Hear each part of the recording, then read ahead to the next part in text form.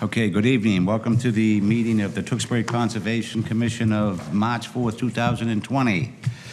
First item on the agenda is approval of minutes. We have no minutes to approve. Okay. Excuse me? Could you speak up a little bit, please? This is on, right? Yep. Can you hear me now? Okay, item A. It's a public hearing, notice of intent, Scott Kelly, R.J. Kelly and Company, Incorporated, Burt Road Development, map 115, lot 4, map 115, lot 5, Route 93, map 115, lot 6, Route 93, map 115, lot 7, South Street Land, and map 115, lot 8, Route 93 and beyond. DEP number 305-1093. This applicant is requesting a continuance to our April 1st meeting of 2020. Is there anybody here for that? Seeing none, can I have a motion to continue? So moved. Can I have a second? Seconded. All those in favor? Aye. Chair votes aye as well. Public hearing continued from 2/5/2019. Notice of intent. Pepti Corporation, 600 Woburn Street, map 3, lot 82, DEP number 305-1106. This applicant is requesting a continuance to our March 18th, 2020 meeting. Is there anybody here for that? Seeing none, can I have a motion to continue? So moved. Second. All those in favor? Aye. Chair votes aye as well.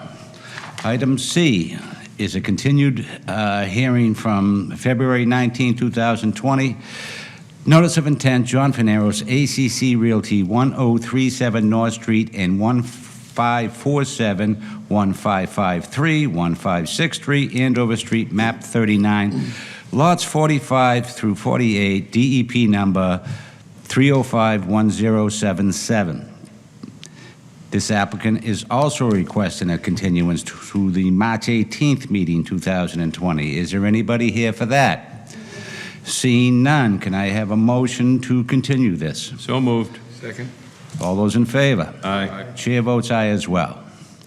Item D is a public hearing, notice of intent, Richard Montori, Town of Tewksbury. Town Manager, 135 Pleasant Street, map 47, lot 40, DEP number 305-1103. Mr. Sheehan has recused himself. Is there anybody here for that? Gentlemen and ladies.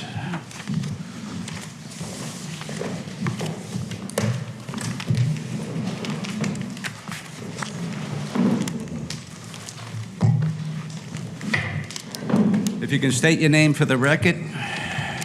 Jolene Betancourt, CBRE hearing. We are representing on the behalf of the applicant Richard Montori, the Elementary School Building Committee. Bill Beatrice, Flansburgh Architects, the architects for the project. Aaron Gallagher with Niche Engineering, engineers for the project. Okay, the floor is yours. Okay. Thank you, Mr. Chairman and board members. We are here this evening to provide a project update and answer any questions that you may have. I'm going to hand it over to Bill with Flansburgh Architects. So the project is still working its way through the permitting process with the town and the DPW. We've been here before a couple of times, and just by way of an update, this commission had a third-party peer review by VHB. We're down to 2 items that we need to address, and we have addressed those. And I'm going to turn it over to Aaron to give you an update on those 2 specific items. And then the only other thing I'll say by way of an update is that we have gotten approval from FEMA for our Loma application, so that came the other day regarding the floodplain. So with that, I'll turn it over to Aaron, and you can walk us through these 2 issues. Thanks, Bill. Yeah, so the last time we were here, I had mentioned, this is the same plan that we had last time I was here. Can I get up and check?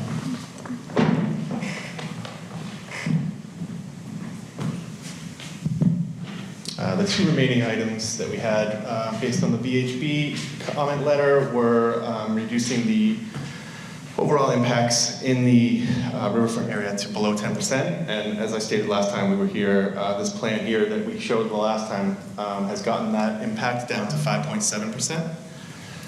And we did that by basically the grading in this area. The field was tightened up a little bit here, and the grading was pulled back to minimize the amount of impact that we had in this area here. This blue line is the riverfront area. There was a lot more grading happening down here and clearing previously, and we pulled all that back and tightened the field up here so that this will remain mostly forested area as it is today. So this is the same plan that we had last time. I had made those changes prior to it coming last time.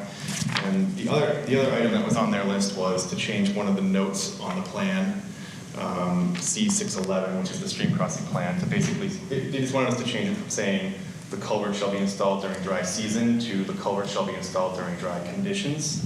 And I've got 11 by 17s here for you guys just to show you that the actual note has been changed at this point, and will be reflected on the final record plans that you guys get from us.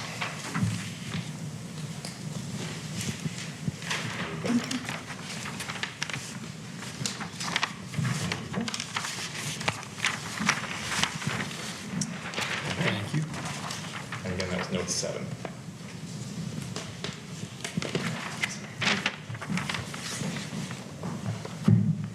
And I believe those are the only 2 items that were remaining outstanding on the VHB letter.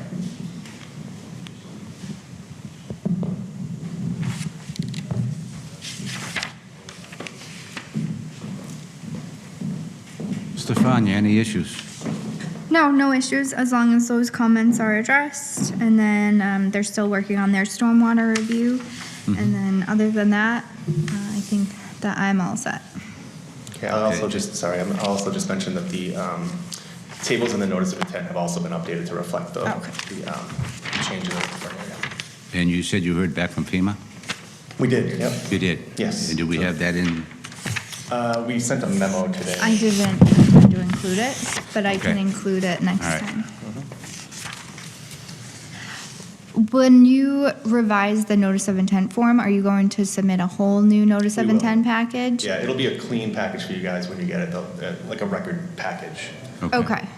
Okay, you could, if that's the only thing changing, you could just submit the revised sheet, just to whatever kind you'd of like. save the paper, I would but, love to do that. yeah, so if that's the only thing that's changing, Yeah. then I'm okay with just a revised sheet. Okay. And like a cover letter or something. Perfect. Okay. So how are we doing with the other town agencies? They, at this point, they have everything that they need to do their review, and from the design standpoint, the design team, we're waiting for their feedback. I'm not sure when that will come, but when it does, we'll respond in kind. Okay. This is a public hearing. Would anybody like to speak? If I, This is my first meeting, and I'm not familiar with exactly what's going on. And when you're speaking, I can't understand what you're saying. When you were just speaking, I only pick up a little bit of it. Is that for volume or is that for, I'm sorry? is that for volume? Yes, the volume and the enunciation. I can't kind of understand exactly what you're speaking to. Other than the 2 items, NEMA, language change, but I don't know the specifics. So I guess I come to the.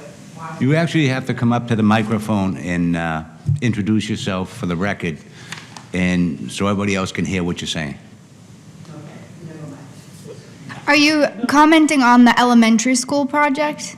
No, see, Okay. No, no. So yeah, right now we're talking about the notice of intent for the new elementary school. What item are you here for?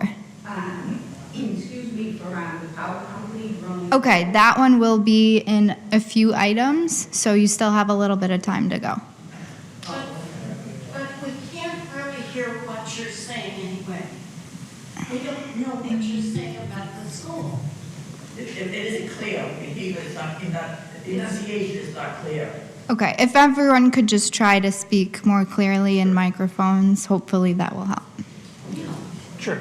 Do you want to just kind of want us to repeat what we said? Is that what I'm We hearing? have no idea what you said in the first place, so. Well, then, I guess we should repeat it. All right. Okay, if you don't mind, you can No, repeat no, it. no, No, yeah? that's fine. I was trying not to yell into the microphone, so I apologize. Oh, yeah. Back into it, so that's gonna be, which is going that way. Maybe they have things along the side, so we could. But you know what? I'll get up and- I'll get up with the mic, and then we should. So the reason we're here is to give an update on the school project. There was a peer review that was provided by another engineering firm on our notice of intent filing, and there was only 2 items that were outstanding previous to the last meeting that we're updating the commission on tonight. One of them was some impact in the riverfront area associated with the project site. And if you look at the blue line here, the dark blue line, if you can see that, the thick one, everything on this side of that line is considered a riverfront area. It's within 200 feet of the Marshall Brook. So there's a practice field that's going up here as part of the project. And the practice field prior to the last meeting was bigger than it is being shown here, which meant that some of the impacts that were in the riverfront area were more than 10% of the overall area that was on the site. So the peer reviewer asked us to do what we could to bring that below 10%. So we changed the configuration of the field and made it slightly smaller and tightened up the grading in this area here and the limits of clearing so that less of this area would be cleared in the riverfront area and more will remain natural. So that number is now at 5.7% of the overall. So we got it actually significantly below the 10% number that they asked us to get it below. The second item that we were asked to update was just a note on one of our plans that was asking for, there's a culvert being installed here as part of the project. And they asked us, we had a note on the plan that said that the culvert should be installed during dry season. They asked us to change that to say dry conditions instead of dry season. And that was on the plan that we sent them. Is that better? Great. Okay, now we're back to the public hearing. Would anybody like to speak? Seeing none. Mr. McCollum. No comments. Mr. Ronan. No comments. No comments. Mr. Rebecca. And I'm all set with questions. But what we intend to do is when you get your approvals, we're going to do a rough draft of a motion. Because we do have a list of items, other than the standard order of conditions, that will be added to it. And Stefania will email you. We're not going to do anything tonight, but when we're ready to go, I want everybody to be on the same page. Okay? Yep. If I could just ask a quick question. So is there anything you would like us to do with these 2 specific items? Should we resubmit submit them separately so you have a record of it, or is the update we provided tonight enough? I would have it in writing. Yes, so what I would recommend is that you just submit a new package. If it's just that you're revising one form or one sheet, then you can just attach a cover letter that says exactly what you're submitting. You don't have to redo your whole notice of intent or your whole plan set if it's just to make one change. Okay. So if you just want to put together something, Little package like that Yeah. for these 2 items, yeah, we can certainly do that. Yeah. Knowing that the stormwater design is still under review and. Yeah, we just want to make sure that I don't have to change anything based on the comments coming from VHB. On the stormwater system, I want to make sure that doesn't affect anything that you guys have already, basically, we're at a good point with you guys, so I want to make sure that nothing that we do there or the changes that we have to make based on any comments we get from them is going to affect the stuff that you guys do. okay. Also, if you are planning on submitting one final package, just with whatever comments you get for stormwater, you can just include your changes in that. I don't need 2 separate packages. perfect. That's fine. Perfect. We're just trying to, whatever you guys need. Yeah. The easiest way possible is fine. Okay. Okay, and like I said, she's going to send you, not a motion, but it's going to be some requirements what would we call that, pre-construction maybe? Yeah, just a list of potential conditions that we've been kind of talking about. Sure. Okay. All right. Where are we on the school? I'll entertain a motion to continue. When would you like to come back? The next meeting? Next meeting. Okay. I'll entertain a motion for notice of intent, Richard Montori, Town Manager, Tewksbury, 135 Pleasant Street, map 47, lot 40, DEP number 3051103. Can I have a motion to that effect? I move. Second. All those in favor? Aye. Chair votes aye as well. Thank you. Thank you.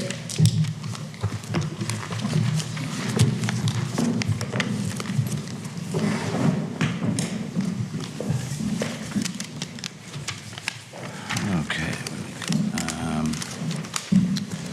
Next item on the agenda is item E, continued from February 19, 2020. Public hearing, notice of intent, Patricia Donahue, Live Life Homes, 60 Shawshene Street, map 112, lot 69, DEP number pending.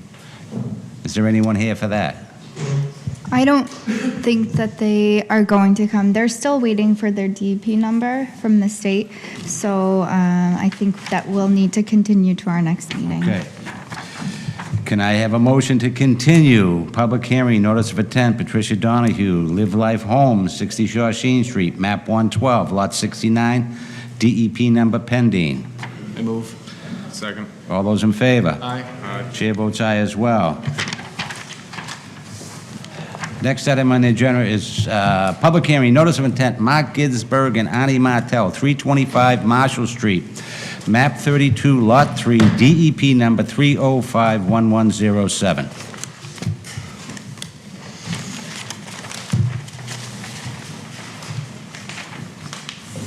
I will just say, there are printed agendas if anyone wants to look at the agenda to know where we're at. I'm gonna pass them around. Oh, they're being passed around.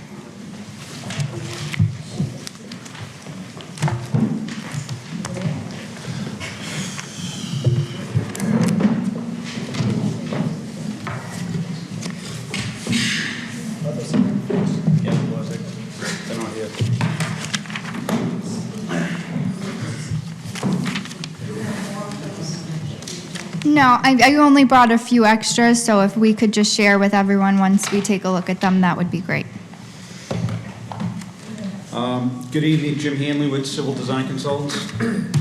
Mark Ginsburg, applicant. Ani Martel, applicant. So I have maybe like a 5-minute kind of presentation to kind of walk you through this. A few months back, you guys reviewed our ANRAD and issued a confirmation of the line. So I think you're familiar with it, and at that point, we kind of gave you a basic overview of what we're doing. But going to approach this here, just kind of walk through the project. Can everybody hear? Okay, so I've got the mic, so if you can't hear, let me know, and I'll try to be louder. So- Can you stand on that side of it so they can see, please? Sure. Thank you. So basically, all I want to do tonight is kind of walk through existing conditions, what we're proposing, and then the status of our review. So we're located at 325 Marshall Street. We're north of Whipple Road and south of Main Street. This is our site here. It's approximately 55 acres in size, and we have 220 feet plus or minus of frontage along Marshall Street. There's also an existing single-family residence located maybe 600 feet, give or take, from Marshall Street. The dark green areas here are wetlands. So we've got about 21 acres of the 55 which are wetlands, and that's what was delineated and confirmed by your commission in the fall. The zoning on the lot, or the zoning for the lot, is R40. It's a very flat site. We have grades of roughly 110-ish around Marshall Street, 112-ish around Marshall Street, and further up here it's around 118, and then all around these wetlands we're at plus or minus 110. So it's a very flat site. In the fall, we did 15 test pits throughout the entire site. We found groundwater to be within 24 to 48 inches of grade. Material out there is really good. It's a very sandy material, which is really helpful for our drainage, which we'll get into in just a minute. You can see predominantly the portion that we will be developing on is already cleared. It's actually used for agricultural purposes. The person that owns the house farms a portion of the land and then uses another portion for storage.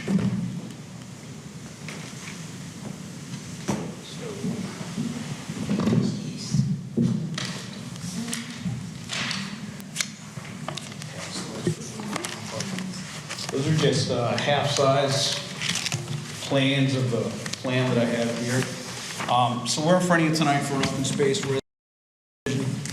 The permit we need from you guys is an order of conditions. We filed the notice of intent about 30 days ago, give or take. And the other permits that we need in town are both specific to planning board. The proposal consists of 38 additional lots. So again, there's one existing lot here that has a single-family residence, and then we have 38 additional lots.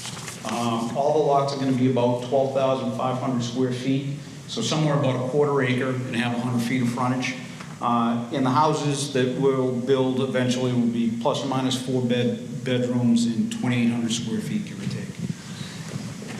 So the roadway that we're proposing here comes in off of Marshall Street. It extends for about 3,150 feet, plus or minus. It's 24 feet wide.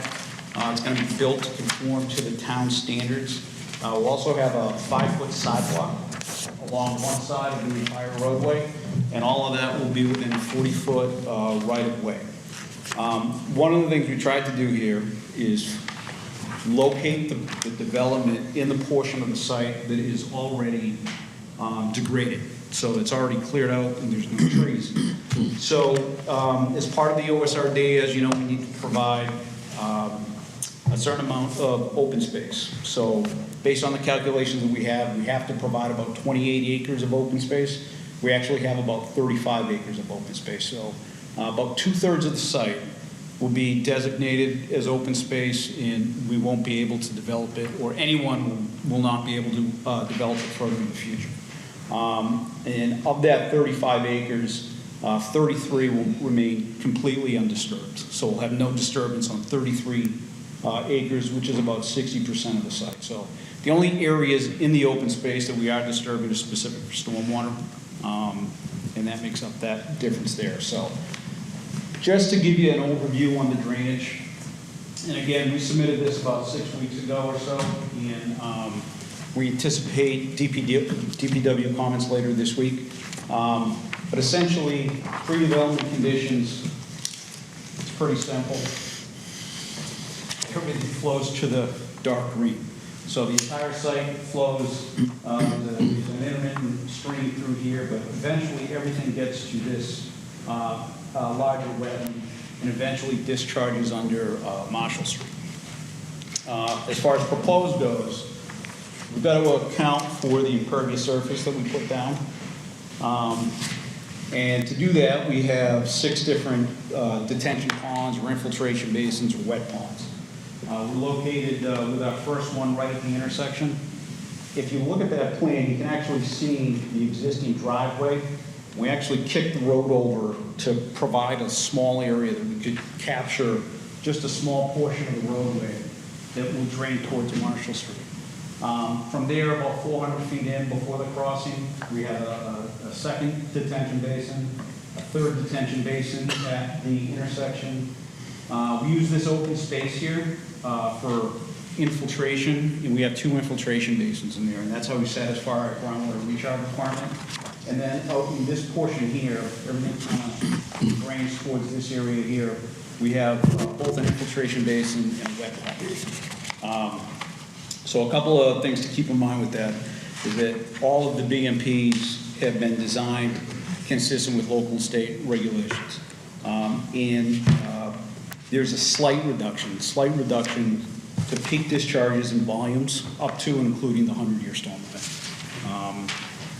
So a few things to note specific to this project that I kind of want to point out to you because I think they're important for the commission to appreciate. So this dark line here, this is actually the 100-foot wetland buffer around here. So we really tried to kind of, I don't want to use the word cram, but I'll use the word cram kind of towards the center of the site and try to stay as far away from as possible to the existing wetland areas. And as you can see, there's really only 1, 2, 3, 4, 5, 6, 7, 8, 9, 10 out of the 38 additional lots that are actually within that 100-foot, and probably half of those are really just kind of touching the very rear portions of those lots. So we did what we could to try to keep it completely outside of the your jurisdiction and outside of additional filings. So, let me ask one question. Yep. I'm sorry to interrupt you. That's within the 100-foot. Yep. Is there anything within the 50-foot? So I'll get to that. Okay. How's that? No building within the 50. That's I can my tell you that, yeah. that's So my there's question. No building within the 50 foot. Okay. There is a stream crossing right here. Currently, if you see this line here on the plan that I gave you, that's the existing access drive to the existing house that sits on this big piece of land. We're proposing a stream crossing, again, designed to meet DEP's crossing standards. It's actually fit over the stream, so we'll have no direct impacts. We will have temporary impacts while we build it and while we put the utilities on either side of it, but the proposed crossing will result in no permanent wetland impacts. In addition to that, we get about 450 square feet of restoration by removing the existing driveway that goes across the stream. So that was built 50 years ago as a 12-inch metal pipe. Doesn't meet today's standards. So we're going to take all of that out and replace it with a crossing that meets today's standards. So two locations that we have impacts, and we'd like you to consider these impacts within your 25-foot. And I can kind of explain them to you. But the first of which is at this intersection here. Based on the topography of Marshall Street in the existing stream, we essentially have a high point here in the existing conditions. And it drains off towards Marshall Street, this driveway. And what's happening right now is basically it drains off and it goes into the wetlands. It's country drainage. There's no treatment. There's no deep sump catch basins, no forebays, no BMPs whatsoever. So to try to address that, and to try to make a bit of an improvement, we're removing that whole driveway, replacing it with the roadway. So we've given ourselves maybe 5,000 square feet right in that area there to remove that existing paved driveway and provide an extended detention basin, which will allow for the water that comes off of the roadway to be clean. So it meets the TSS requirements. Right now it doesn't.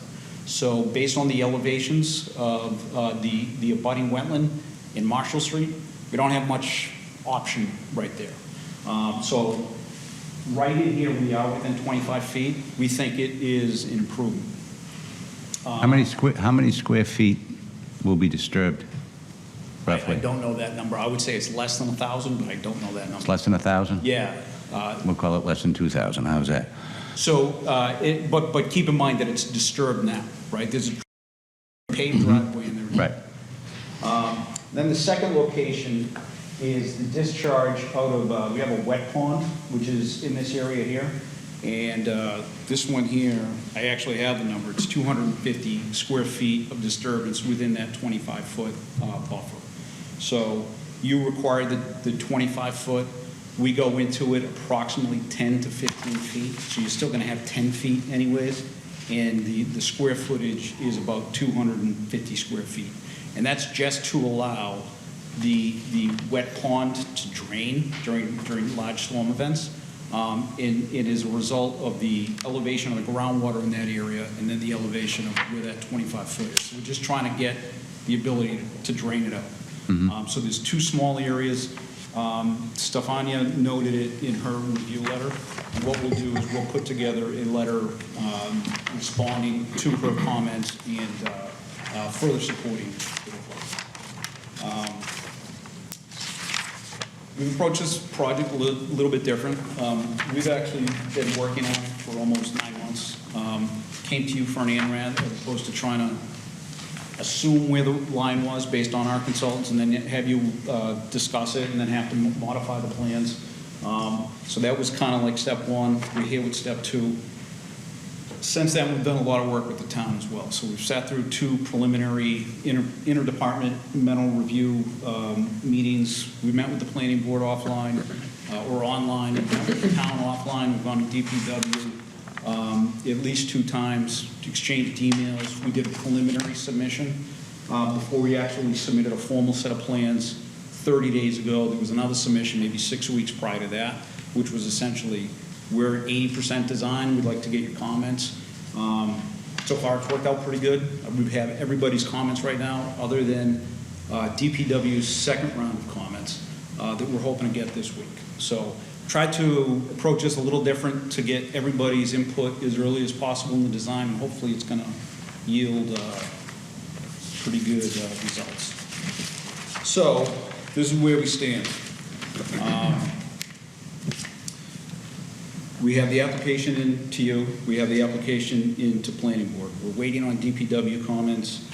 We got comments from Stefania. I believe the commission has sent this out for a private review, so we're still waiting on those comments. We got comments from planning, waiting for DPW, and we're meeting with planning on Monday night. So this is our first meeting here tonight. Formally, but we've done a lot of kind of legwork to try to get to this point. So with that, unless you guys have anything. Did you want to mention about DEP's comments? Okay, yeah, so we're very fortunate to get DEP's comments within 30 days or so. Their only comment, I don't know if you saw it and I can give it to you, was specific to the water quality certificate. We'll go with a deed restriction on this. But again, that'll be in writing next week when we go through this whole set of revisions. We'll address theirs as well. Okay. Can you clarify, Jim, the alterations and the restorations? Correct. Yeah. Yeah. So they had a couple of comments relative to how much was disturbed and how much was restored, and their disturbed number represented what is a temporary disturbance. So I don't think it was clear either in our narrative or on our plans what that was. So we're going to address that as well. But we have no direct wetland impacts that are permanent. We do that are temporary.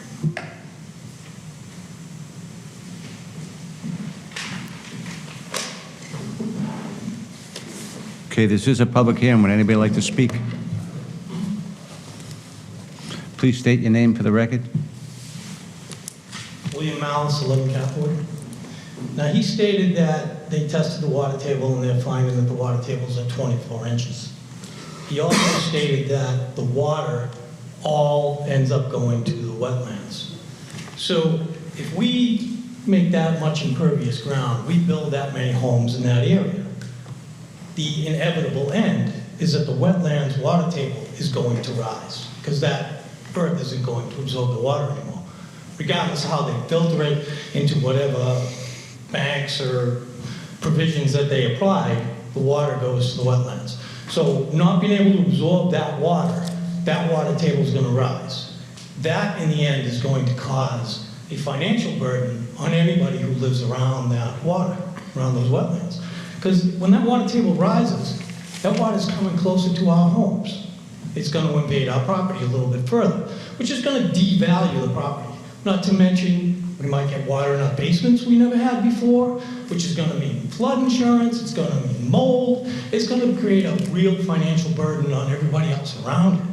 So unless they can make the water disappear, we have a problem that needs to be addressed because the people who are already there should not have to sustain a financial burden on their shoulders for the disbursement of the waters while they're making millions of bucks. So I think we really have to reconsider what we're doing here because, again, water table comes up, Everybody around them is affected. We're already there. We paid the money. We want to see our houses increase. And this is going to decrease the value of our homes. There's going to be an impact, a financial impact, a health impact. So, and if the water comes closer to our property, we can't renovate, we can't add on because of the setbacks. So the water comes closer, we can't make our property worth any more money. We can't improve our homes the way we want to improve them because the limitations are going to be there and they're going to be increased by the impact of this construction. So we really need to reconsider what we're doing here. There's just too much water that's going to end up in those wetlands. That's going to really affect the people around it. You address that? Yeah, sure. So, as I said, we really worked hard with the town to, before we got to this point, to come in with a set of plans that everyone was familiar with.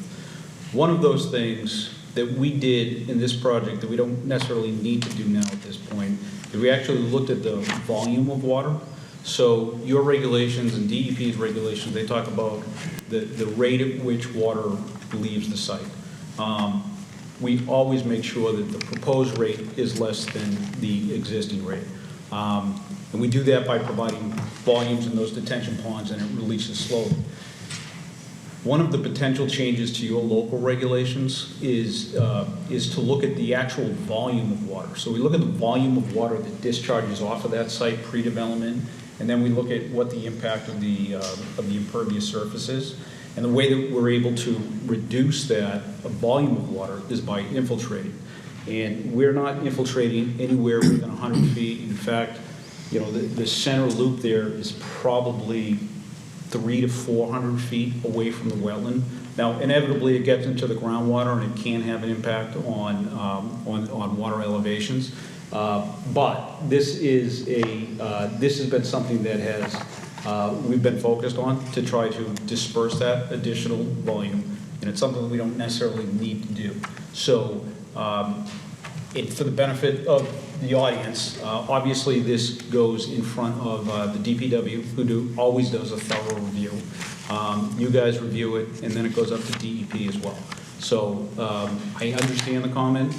We hear the comment often, and we designed to meet that regulation. I think we've done that and more on this one. And finally, it's not in a floodplain. We don't have floodplain issues for this particular location. And if we did, we would implement further things. But yeah, we have looked at it. Okay. Sir?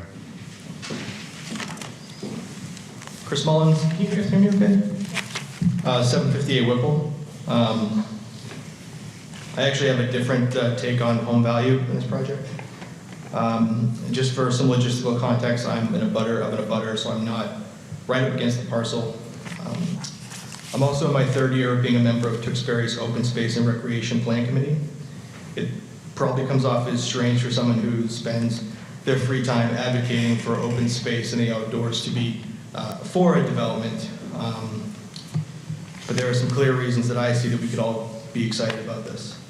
As a volunteer like yourselves, I sometimes find it hard to keep my finger on the pulse of other committees in town. Because of that, I assume that other groups may not know or be fully aware of what the Open Space Committee has accomplished. I wanted to take a moment to go over what we've worked towards over the past few years and how the development at 325 Marshall could enhance the town's current goals. Last August, myself and two other members of the committee, Bruce Schick and Paige Imbink, came before the Conservation Commission, the Planning Board, and the Board of Selectmen regarding our draft open space plan. Our draft was accepted by those groups, and earlier this year, the state recognized and accepted the plan and its goals and objectives as official on the state and municipal levels. Many thanks to Tanya Gallo for her help there. The plan is something that the town should be proud of. I had a small part of it, and I'm certainly proud of it as well. As a town-appointed body and with extensive input from the town, we came up with a series of goals and objectives outlined in the plan. We noted that the town wanted more open space and access to open space, but didn't want to necessarily pay for it. With this development, it looks like the town may be receiving around 35 acres of open space. In our January meeting, the Open Space Committee discussed how this development could act as an access point to Rogers Park, which is a protected open space parcel. Rogers Park's boundary is to the northwest of this parcel being developed, and now it looks like some of this could actually be utilized for town use in addition to be connection to Rogers Park. Just for some background, over the past few years, Rogers has gone through several substantial transformative cleanups thanks to volunteers in town, and that work will continue this spring. Because of community and town efforts, the park is once again a resource for the community with trails and trail maps available on the town's website. The park is also a haven for local wildlife. In theory, the Conservation Commission will gain custody of any open space that is given back to the town through the development. I'd like to request that the Conservation Commission keeps the community's open space plan in mind, as open space for this development could allow for increased residential use and additional access to Rogers Park, which would continue to check off the goals of Tewksbury's open space plan.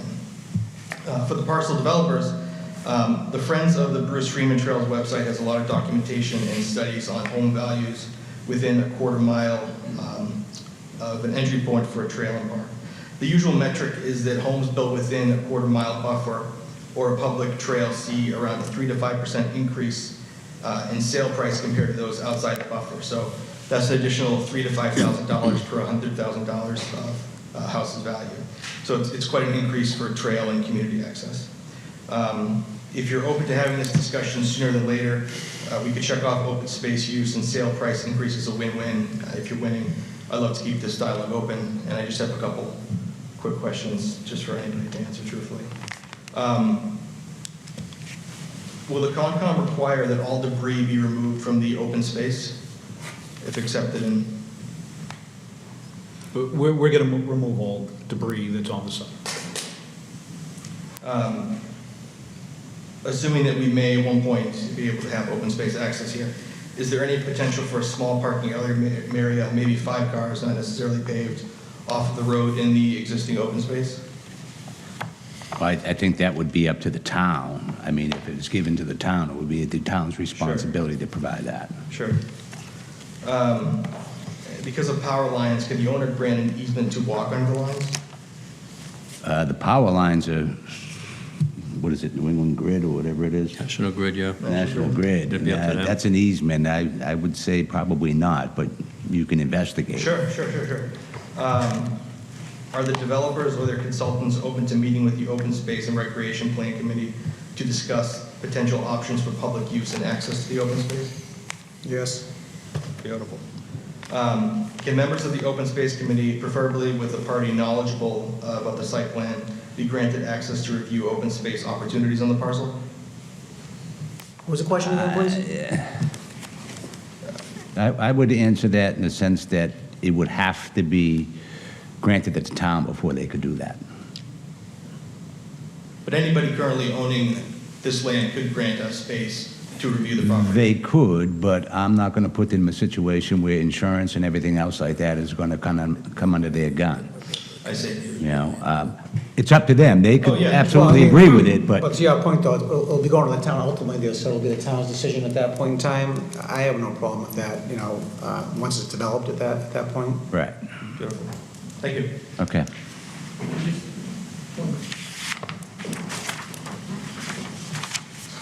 Oh, Mouse, and I just want to clarify something that kind of really isn't you, but on the comments of, he said that the value of the property is going to go up because you have trails by them. I'm looking here at people who are retiring, want to retire. Your tax increase has been ridiculous these last couple of years, am I wrong? This isn't a forum So, for taxing. I understand. This is not a But forum for he made a that. statement on record that should be clarified, that the developments that are going in right now are increasing the tax burden on this town as far as schools, police, fire departments, the whole 9 yards. So the more they build, the more your taxes go up. Worked hard for your homes, they're going to take it away in taxes. This isn't right. They should be liable for the financial burden. Again, this is of not the those forum tax for that increases. discussion. Thank you. Would anybody else like to speak? Yes, I'd like to say something. My name is Nancy Goss. I live You can just bend it. I live in a development similar to this, surrounded by wetlands. There's maybe, the garages are detached from the homes, and there's maybe 25, 30 feet beyond that is a lot of water. And it just doesn't work when you build right near the wetlands. We have just had to spend $28,000 on 2 garages that the floor sank probably 6 to 10 feet. And there's too much water there. I just don't agree with building. And what about the wetness protection law? Why are we building so close? That came under the ANRAD, which was granted to them. Well, there's always an answer. Anybody else? Seeing none. Mr. McMullen? No comments. Mr. Ronan? No questions. Mr. Rohrbacher? No comments. Mr. Sheehan? Quick question, what kind of material is that? So, again, we dug 15 test beds. Material is very sandy, like gravelly material. It's really good Oh, okay. material. Yeah. Right. No, I'm good, thank you. Stefania? No, so I spoke to Jim Hanley about my comments. I mean, there's nothing that I have that's too concerning. We will wait for our peer review to review specifically the crossing, make sure everything looks good. I will note that I did just make recommendations to clean up a portion of the open space, which they did say that they are planning to do, and then possibly have a condition to require the delineation of the open space to try and prevent the encroachment. So if that's something that you'd be willing to kind of work with us with, I think that would be good. But other than that, I just would want to wait for the reviews and make sure everything checks out. So we need a review from the town engineer? Correct. What about Bill Emanuel? Yes.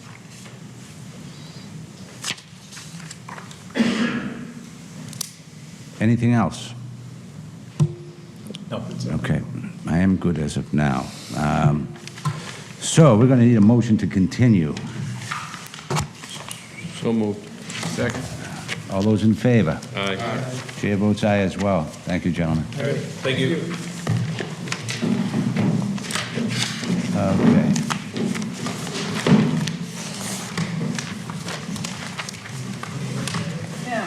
Thank you. Okay, item F, notice of intent, item G, notice of intent, Andrew Cole, National Grid, 339 Transmission Line Row. Map in lot 49, 34, 78, 35, and 103-2. DEP number pending.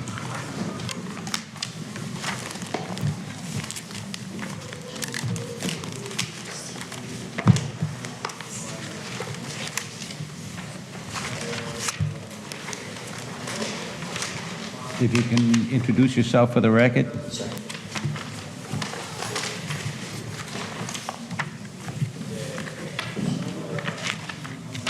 Good evening. My name is Allison Milliman. I'm here from BSC Group.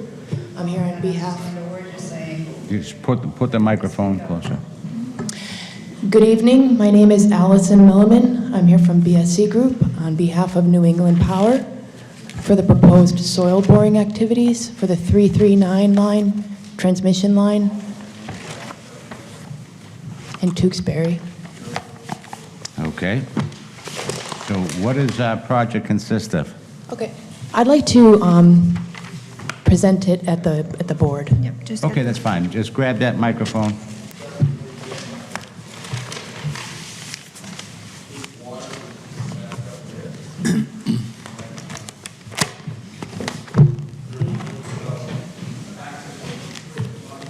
Can everybody hear me okay? Yeah? Face us. Okay. So the proposed project is to conduct soil boring activities at existing transmission line structures along the transmission line right-of-way. They're proposing these borings at 8 locations. There will be accessing the right-of-way off of existing access routes, and all work will be happening on the transmission line right-of-way. Can you explain to them what a soil boring is? Sure. So soil boring is, it's a boring of the soil. It's conducted usually with what we call a drill rig. It's about the size of a John Deere tractor. It's usually a tracked piece of equipment, and it drives up to the location where they want to do the boring, and it has basically like a boring unit that's about 4 to 6 inches in diameter, and they basically take a core of the soil. And they'll go down up to 40 feet. The purposes of that is to look at what the substrate is under the ground.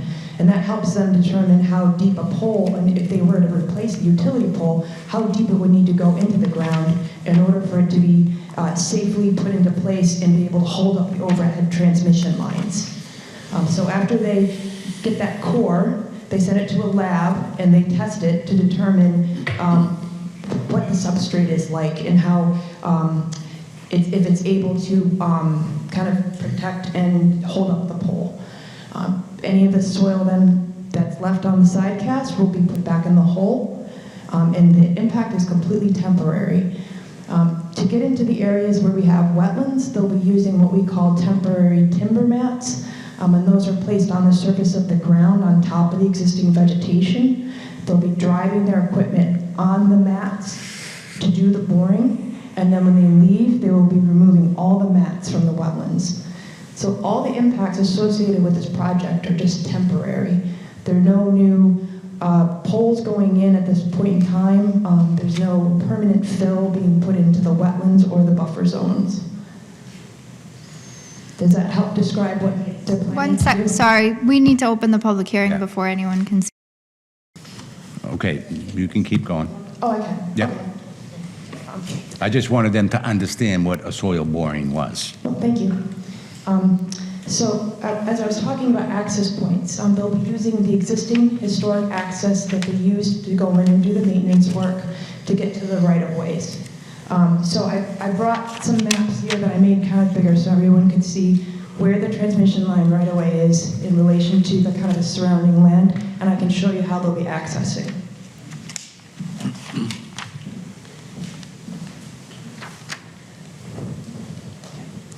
This is the Tewksbury substation. I don't know if you're familiar with it. It's on one of the main roads that heads through town. So this is the first access point.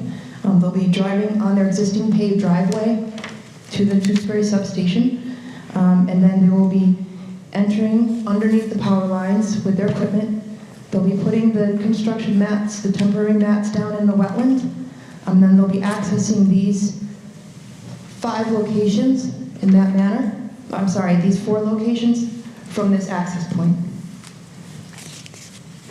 This is the second access point. This is Juniper Lane. They'll be driving on the existing paved public road till they get underneath their power lines. Then they'll be traveling underneath the power lines to conduct a soil boring at this location.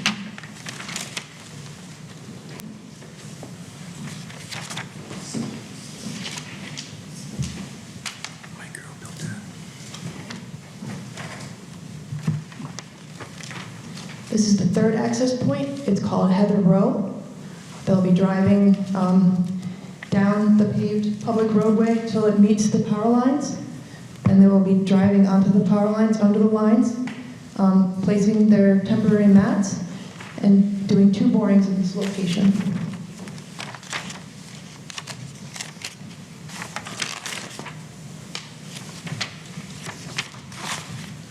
Now, this is an important one that I want to make sure the commission is aware of as well. Let's see. It's good? Okay. This is when we originally had gone out and looked at the access routes, we determined that we thought this was the most favorable, coming into the lines here along the existing access routes that are on the right-of-way, and then placing mats here to complete this last boring. Since then, we've had more construction specialists, more of a planning type person, go out and look at what we propose for access. They think that coming in here off of Lumber Lane, where it goes underneath the lines, and matting through the wetlands in this direction would be preferable.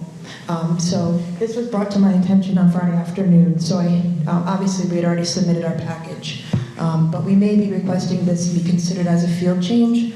And I'd like to point out that this alternate access coming off of Lumber Lane will result in less temporary impacts because there will be less linear feet of construction matting required to use that access point.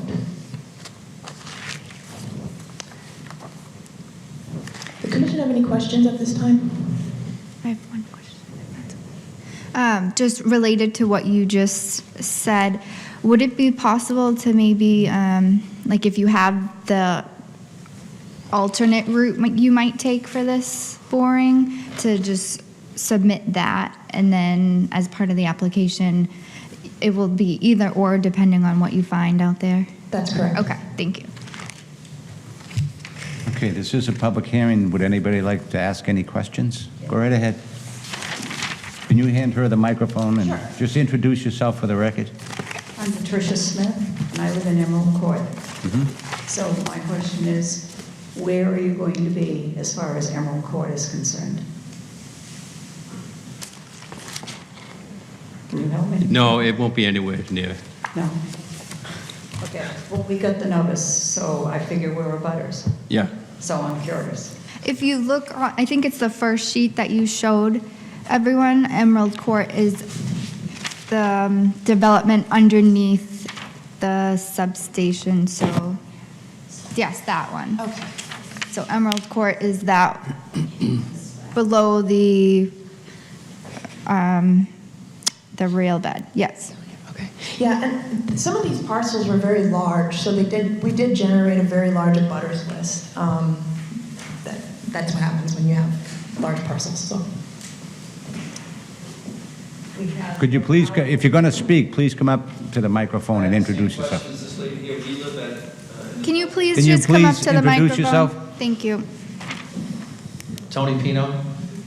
We have the same question. We live at Pheasant condos off of North Street, so I'm wondering how that, and we got letters also, so I'm wondering how that would affect us.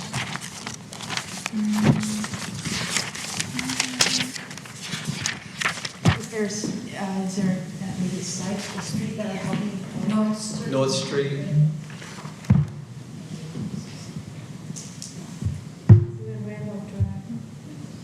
Randolph Drive, North Street. No, that's So, for example, look at this parcel is so large that we could, I mean, if we were to fit it on our plan set, you wouldn't even be able to see the proposed one. So I remember it because I was looking at this. So if you see this parcel here, you see this little sliver that goes down here. So this eventually abuts that property. So that would be why you got notified. And the work would be all the way over here on the other side of De Palma. Does that make sense? But the purpose of drilling these holes is to potentially put power lines there. I mean, you're saying that they may, that's what we're looking for, to see if we can steady a pole in that area so that it doesn't topple over and cause all kinds of problems. So these soil boring activities are at the bases of the existing transmission line poles. So they're not for a new line. They're for replacement of existing structures. Yeah. So they're looking at, if they should need to replace these structures, how deep they would need to be, and also what the engineer would need to determine what type of structure it should be. But why go through that area if you're putting the poles in other, I don't understand the engineering behind it. Why would you dig in that area in the wetlands where there will never be a pole to judge what will hold up a pole on a road to the side? I don't understand that logic. There are existing poles at each of these locations. They're already there. Yes. So it's a transmission line. So it's one of the high, like they call the high power lines. That's what runs through here. That's what that is. So it's not like the poles you see along the roads. That's a distribution line. But this is for the larger transmission The high tension lines. line. Oh, Yeah. okay. That makes more sense. So those high tension lines are already there, and all they're trying to do is determine if we have to replace this high tension line, we have to make it safe. That's basically all they want to do. You're welcome. Anybody else with any other questions? Seeing none. Mr. McMullen? No question. Mr. Ronan? I do have a question. So it's basically a giant drill, and it goes down, you said 40 feet? 40 feet max. So the, ground is, the dirt is coming up, and you just take samples as it comes up, and you analyze the soil there? That's correct. All right. And I'm just wondering, the lines, it's structure, I think 2, 3, 4, and then it skips a bunch. Why are those ones in between not being tested?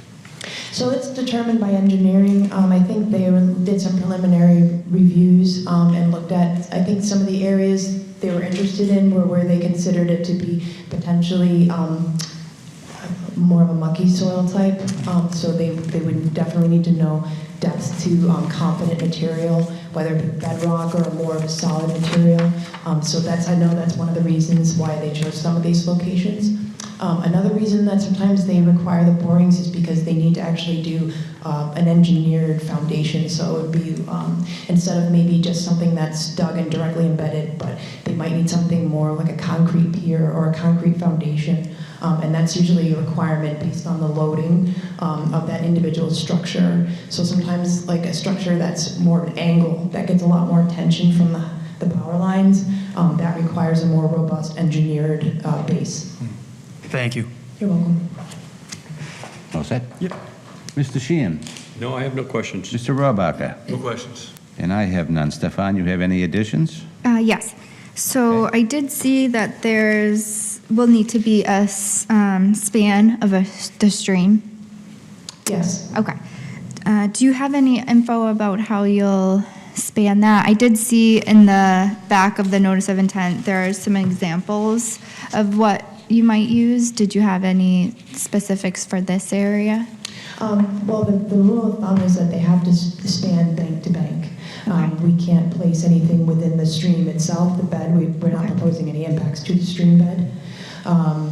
So sometimes when you do have a larger stream crossing, they will require a stringer, which would be a vertical place basically as a support for safety reasons in order for them to make sure that it's not wobbling or anything like that when the equipment goes through. But when those mats come out, we do go out and inspect all the areas and make sure that if there are any, compression that might happen on the bank, that those areas are restored back to pre-existing conditions. But they will be using the temporary timber mats to access the wetlands and span the streams. Okay. On kind of related to what you just said about going out there and monitoring, we've had a few of these projects come in lately, and I'm trying to condition just a way for the monitors to just report back to the commission. So I kind of worked with some of the other consultants that came in and drafted a condition that I can share with you. But it's pretty much just making sure that everything's restoring to the pre-existing conditions. Okay. I just wanted to make you aware. Yes, thank you. That's a requirement for our DEP permit as well. Okay. Well, we can't do anything tonight with this because you don't have a DEP number, correct? Correct. All right. So we're going to have to get, you want to be continued to the next meeting, or do you have do you want to go to the next meeting? Yes, please. You do? Okay.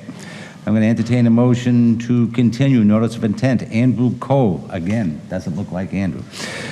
National Grid, 339 Transmission Line Row, map in lot 49-34, 78-35, and 102-2, DEP number pending. Can I have a motion to that effect? So moved. Second. Can I have, and how did we vote? All those in favor? Aye. Okay, chair votes aye as well. Thank you. Thank you for your time. Quick question, do they need to come back to the next meeting if we have a DEP number in time, or is it something the commission could take care of? We could. as long as we have the motion with the one we did last week, the Yep. same one, so we'll write that up. Okay. And that would be fine, you wouldn't have to come back.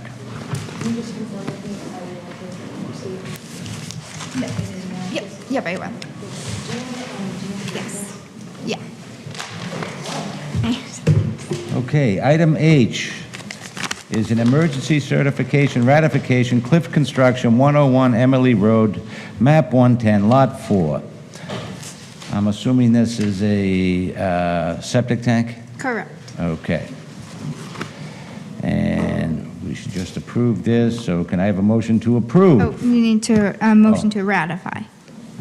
A motion to ratify the certification for Cliff Construction, 101 Emily Road, map 110, lot 4. So moved. Second.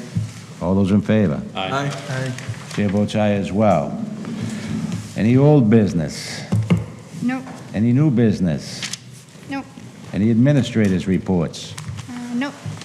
I'll entertain a motion to adjourn. So moved. Second. All those in favor? Aye.